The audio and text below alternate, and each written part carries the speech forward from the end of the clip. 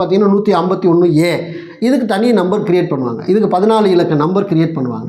14 இலக்க number create பண்ணிவிட்டு இது பாலாவுடைய அந்த பட்டா நம்பரோட சேர்த்துருவாங்க. ஆக்சுவலி சேர்த்துருவாங்க. உங்களுக்கு எங்கே ஒரு 15 இடம் கிடந்தாலும் 15 இடத்துக்கும் தனித்தனி ஆதார் நம்பர் கிரியேட் ஆகும். ஒரே ஆதார் நம்பர் கிரியேட் ஆகும். தனித்தனி பூ ஆதார் நம்பர் கிரியேட் ஆகும். இந்த நீங்கள் எப்போ நீங்கள் வந்து இந்த சர்வே நம்பர் போகிறீங்க 144ல் 1 என்னோடது, 133ல் 2 என்னோடது இப்படின்னு சொல்கிற மாதிரி அந்த சர்வே நம்பருக்கு பக்கத்தில் இந்த டிஜிட்டல் எண் வந்துடும். ஒவ்வொரு வயலுக்கோ கொள்ளைக்கோ இல்லை ஒவ்வொரு இடத்துக்கும் தனி நம்பர் வந்துடும். அந்த நம்பர் போட்டால் கம்பல்சரி வந்துடும். இப்போ நம்ம குடும்பத்தில் 5 பேர் இருக்கோம். நமக்கு 5 பேருக்கும் ஒரே குடும்ப அட்டை இருக்கு. 5 பேருக்கும் ஒரே குடும்ப அட்டை ஒரு எண்ணு தான். ஆனால் 5 பேருக்கும் தனித்தனியாக வந்து ஆதார் இருக்கே. சரி, இது இப்போ அந்த ஒரே இடத்த இப்போ பூ ஆதார் வாங்கிட்டோம், ஒரு நம்பர் வந்துருச்சு.